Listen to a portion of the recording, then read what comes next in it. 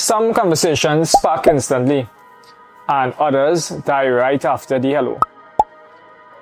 Not because you boring or because the other person not interested, but because human connection runs on a equation.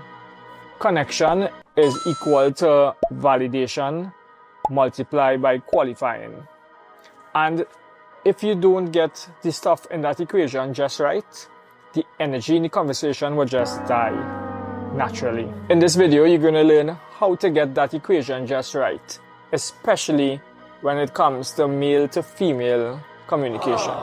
So hopefully by now you know that you don't enter a conversation talking about how much money you make, what kind of Mercedes you drive in, what kind of vacation trip you just came back from, what expensive watches you just bought, shoes you just bought.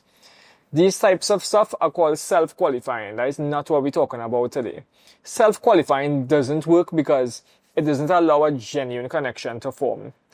It's a kind of boast that only works if you're looking for a transactional relationship and the other person also looking for a transactional relationship. For a genuine connection to form, you have to understand how to gently invite the other person to share who they really are.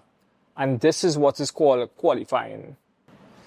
Good qualifying type questions are questions in which you really have a genuine curiosity in what that other person is about, and that curiosity is anchored in your core beliefs and values. The mistake people make is that they think that asking some gentle, friendly questions to the other person is somehow prying or awkward.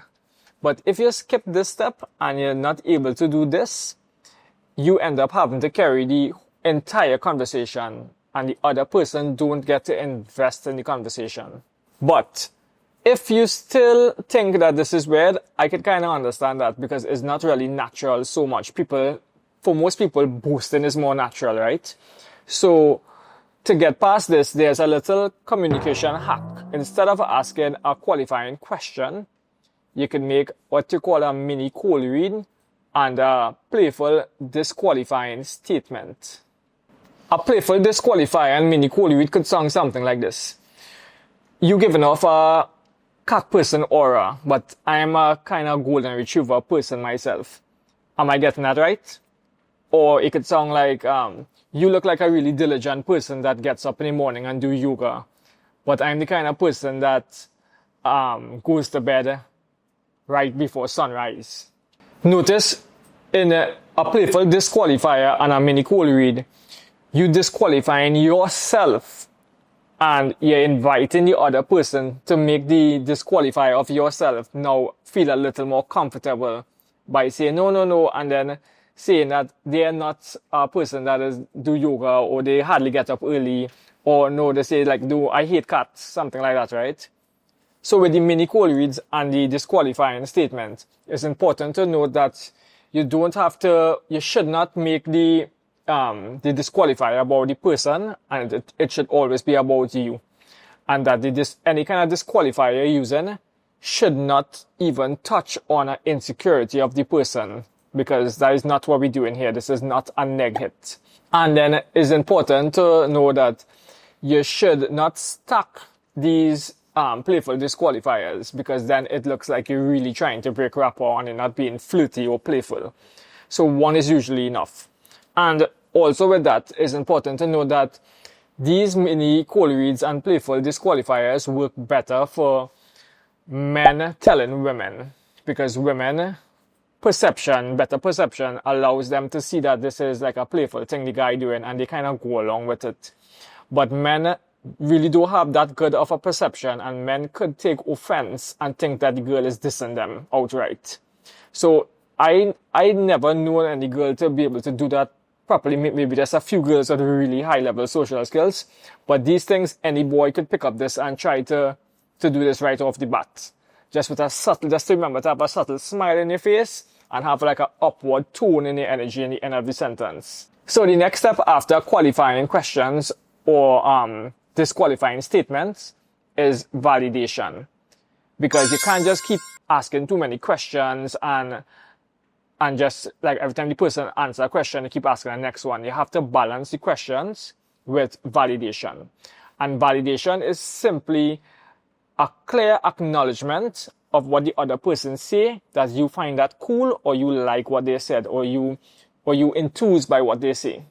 So validation does not have to be that you're going to try to parrot back what the person say to you, or that you're going to make up a story about how what they say you find the same thing in your life all the time happening to you, because these things could come out fake, and girls especially could read when you're lying, right? A validation is simply like a nod or a smile, or like just your eyes opening wider while you're smiling and you're saying, yeah, that is really nice, something like that. Without doing this, the other person could feel ostracized, not welcome, rejected by you, and it could make you appear to be arrogant and that you are not a person that knows how to build rapport and build connection. So it's important to any kind of answer a person given, you make sure and acknowledge that and validate that properly by not lying and making up stuff, but showing that you find it cool at the same time.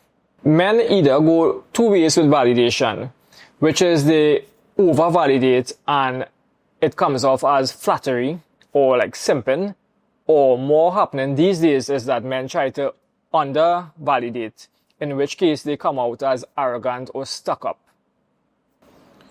So both of them break rapport, but just one makes you look like a simp and the other one makes you look like an arrogant prick. But getting the right mix of qualifying questions, disqualifiers, and validation correct, and doing that as a rhythm, that is how you really build a connection.